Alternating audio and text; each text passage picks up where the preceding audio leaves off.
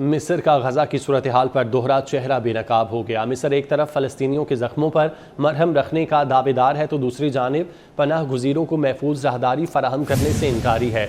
मिस्र ने कायरा में अरब वज़राए ख़ारजा इजलास की मेज़बानी की, लेकिन गजा के पनाह गुज़ीरों को महफूज राहदारी फराहम करने से इनकार कर दिया। मिस्री सिक्योरिटी हुकाम के मुताबिक मिस्र की अमरीका समेत दीगर फरीकैन से गजा को रिफा बॉर्डर के ज़रिए इंसानी इमदाद फराहम करने के मंसूबों पर बात जारी है, लेकिन फ़िलहाल गजा से मिस्र में किसी को दाखिले की इजाज़त नहीं दी जा रही। सेक्रेटरी जनरल अक़वाम मुत्तहिदा एंटोनियो गुतेरेस ने मिस्र के इक़दाम पर अफसोस का इजहार किया है।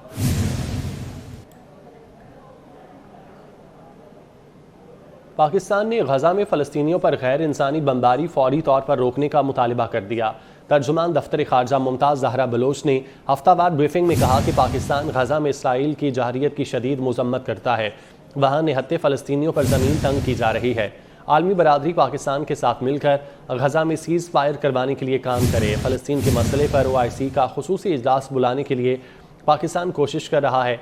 गजा में शहरी आबादी को निशाना बनाया गया, मासूम बच्चे और ख़वातीन शहीद हुई। तर्जुमान दफ्तर ख़ारजा का कहना है पाकिस्तान मज़लूम फ़लस्तीनियों के साथ है। इसराइल फौरी तौर पर निहत्ते फ़लस्तीनियों पर बमबारी बंद करें। Pakistan strongly condemns the indiscriminate and disproportionate use of force by Israeli authorities against civilian population in Gaza and calls for an immediate cessation of hostilities. The decision to cut off electricity, fuel and water supplies is unjust and should be reversed. Israel must also bring an immediate end to its campaign of indiscriminate bombing against the people of Gaza. 9 मई को Askari tower हमला और जलाओ घिराव के मुकदमात अदालत ने 10 मुल्ज़िमान के judicial remand में 14 रोज़ की तौसी कर दी। अदालत ने मुल्ज़िमान को 25 अक्टूबर को दोबारा पेश करने का हुक्म दिया। 9 मई को अस्करी टावर हमला और जलाओ घिराव के मुकदमात अदालत की जानिब से 10 मुल्ज़िमान के जुडिशल रिमांड में 14 रोज़ की तौसी कर दी गई है। अदालत ने मुल्ज़िमान को 25 अक्टूबर को दोबारा पेश करने का हुक्म दिया है।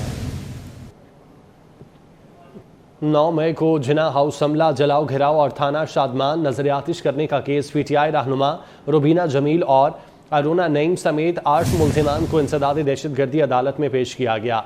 अदालत ने PTI रहनुमा डॉक्टर यास्मीन राशिद का दोबारा 5 रोज़ा जिस्मानी रिमांड मंजूर कर लिया। रुबीना जमील समेत दीगर के जुडिशल रिमांड में 14 रोज़ की तौसी कर दी गई है। 9 मई को जिना हाउस हमला, जलाओ घिराव और थाना शादमान नजरियातिश करने का यह केस है।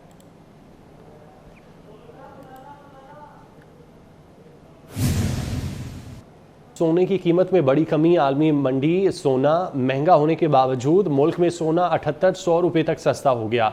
फ़ी तोला सोना 1,97,200 रुपये का हो गया। चांदी की कीमत 2500 रुपये फ़ी तोला पर बरकरार है। सोने की कीमत में बड़ी कमी देखी गई है। आलमी मंडी में सोना महंगा होने के बावजूद मुल्क में सोना 7800 रुपये सस्ता हुआ है। फ़ी तोला सोना 1,97,200 रुपये का हो चुका है, जबकि चांदी की कीमत 2500 रुपये फ़ी तोला पर बरकरार है। सोना 10 ग्राम 6,684 रुपये कमी से 1,69,070 रुपये का हो चुका है, जबकि आलमी मंडी में सोना $13 इजाफे से $1,885 फ़ी औंस तक पहुंच चुका है। बात करते हैं अशरफ खान हमारे साथ मौजूद हैं। जी अशरफ। जी, यहाँ पे देखा जाए सराफा बाजार की जानिब से बड़ी खुशखबरी दी गई है कि जो यहाँ पे आलमी मार्केट में जो सोने की कीमत बढ़ने के बावजूद जो है कीमतों में कमी का ऐलान किया गया। यहाँ सराफा बाजार और जेम्स एंड ज्वेलर्स के जो चेयरमैन है हाजी हारून, उन्होंने कहा है कि यहाँ पे इंटर बैंक के हिसाब से अब रेट आएगा, जिसको बुनियादी जवाब बनाकर जो सोने की कीमतों में अब कमी कर दी गई। आलमी मार्केट में कीमतों में इजाफा हुआ है, लेकिन यहाँ पे देखा जाए कि यहाँ पे सोने की कीमतों में कमी देखी जा रही है। और यहाँ जो कहा गया है कि अब जो आलमी मार्केट के हिसाब से जो है सोना जो 7,800 रुपये तक सस्ता कर दिया गया। फ़ी तोला सोना 1,97,200 रुपये का हो गया। 10 ग्राम सोना 6,684 रुपये कमी से 1,69,070 रुपये का हो गया। आलमी मार्केट में सोना $13 इजाफे से $1,885 पर पहुंच गया। इसके बावजूद जो सोने की कीमतों में कमी की गई है। फ़ी तोला चांदी की कीमत 2500 रुपये पर बरकरार रखी गई है। बहुत शुक्रिया आपका अशरफ। मेयर कराची बैरिस्टर मुर्तज़ा वहाब ज़िमनी बल्दियाती इंतखाबात में कामयाबी हासिल करने के लिए सरगर्म हैं। कहते हैं साफ शफाफ इंतखाबात पर यकीन रखते हैं। 5 नवंबर को जीत सिर्फ तीर की होगी। मज़ीद तफसीलात जानते हैं शुएब मुख्तार से। जी शुएब। कराची के 4 अजला में 5 नवंबर को ज़िमनी बल्दियाती इंतखाबात होने जा रहे हैं। मेयर कराची बैरिस्टर मुर्तज़ा वहाब की जानिब से भी 3 यूसी से इस ज़िमनी बल्दियाती इंतखाबात में हिस्सा लेने का फ़ैसला किया गया है। हमारे साथ इस वक्त मौजूद हैं बैरिस्टर मुर्तज़ा वहाब। हम इनसे बात करेंगे और पूछेंगे, सर ये बताइएगा कि MKM की जानिब से इस इंतखाबी अमल का बाइकआउट किया गया है, जमात इस्लामी जो है मैदान में है और दीगर जमातें भी हैं, तो आप क्या समझते हैं इन जमातों से आपका मुकाबला है? देखिए, मुकाबला तो हर चीज़ का होता है और मुझे ये लगता है कि शहर कराची की आवाम ने ये फ़ैसला कर लिया है कि उनको अब तनकीद की सियासत नहीं चाहिए, उनको तामीर व तरक्की की सियासत चाहिए, जिसका हल उनको बिलावल भुट्टो ज़रदारी साहब की क़यादत में नज़र आता है। और अल्हम्दुलिल्लाह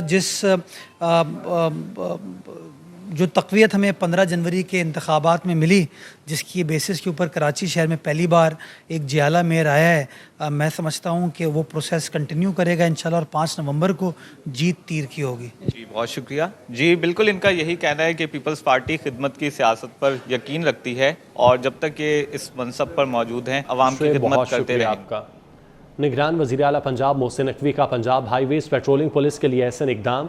पंजाब हाईवेज पेट्रोलिंग पुलिस को 19 साल बाद पेट्रोलिंग के लिए 313 नई गाड़ियां मिल गईं। वज़ीर आला ऑफिस में पंजाब हाईवेज पेट्रोलिंग पुलिस को नई गाड़ियां और यूनिफॉर्म देने की खुसूसी तकरीब भी मुनक़िद की गई। निगरान वज़ीर आला पंजाब मोहसिन नकवी की जानिब से पंजाब हाईवेज पेट्रोलिंग पुलिस के लिए ऐसा इकदाम सामने आया है। पंजाब हाईवेज पेट्रोलिंग पुलिस को 19 साल बाद पेट्रोलिंग के लिए 313 नई गाड़ियाँ मिल गईं।